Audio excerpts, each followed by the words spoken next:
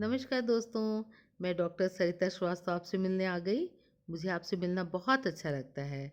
मुझे इंतज़ार रहता है कि आपसे कब मेरी मुलाकात होगी, कब हम ढेर सारी बातें करेंगे। आज नेताजी सुभाष चंद्र बोस की 125वीं जयंती है।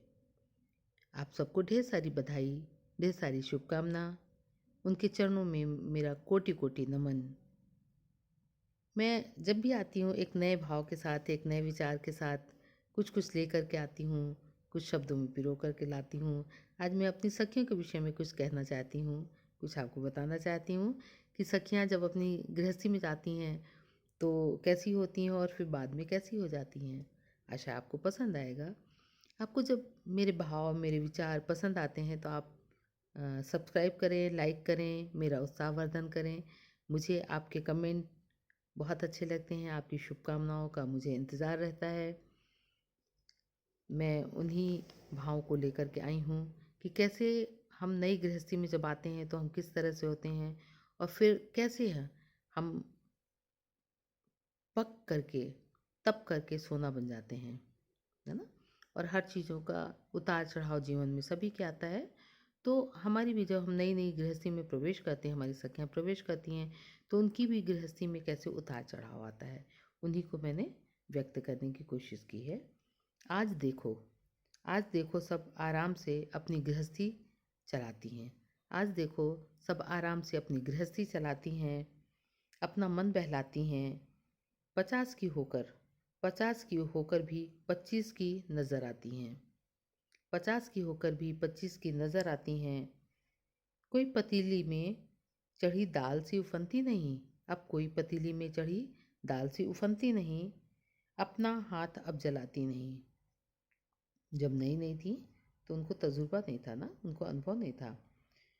कोई अब पतीली में चढ़ी दाल सी उफनती नहीं, अपना हाथ अब जलाती नहीं। सब समेटना जानती हैं, सब समेटना जानती हैं, खुद को सहेजना जानती हैं। सब समेटना जानती हैं, खुद को सहेजना जानती हैं। बच्चों को पाल पोस कर बच्चों को पाल पोस रही हैं, बच्चों को पाल पोस रही हैं, उनको बड़ा कर रही हैं। अपने हुनर अपने हुनर फैला रही हैं, अपने हुनर फैला रही हैं, फूलों सा महका रही हैं। अपने हुनर को, किसी को आर्ट आती है, किसी को क्राफ्ट आता है, किसी को सिलाई कढ़ाई बुनाई आती है, हैं किसी को कविता लिखनी आती है, किसी को तरह तरह के पकवान बनाने आते हैं। तो वो अपना हुनर दिखा रही हैं, अपना हुनर चारों तरफ फैला रही हैं और फूलों से महक रही हैं, फूलों की तरह अपने को महका रही हैं, है ना? अपना नाम कमा रही हैं, अपना नाम कमा रही हैं। ये बच्चा हो या बूढ़ा, अपना नाम कमा रही हैं। ये बच्चा हो या बूढ़ा, सबकी ओर अपना हाथ बढ़ाती हैं, सबसे अपनी दोस्ती निभाती हैं।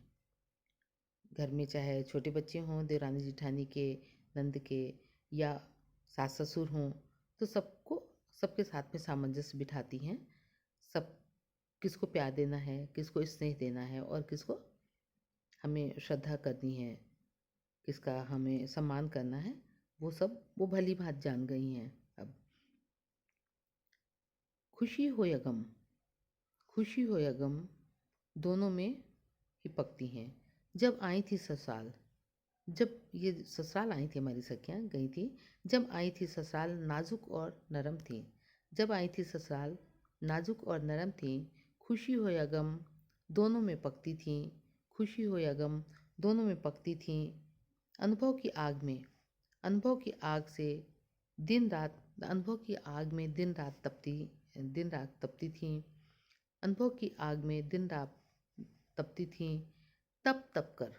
तप तप कर आग में सोना बन गई हैं।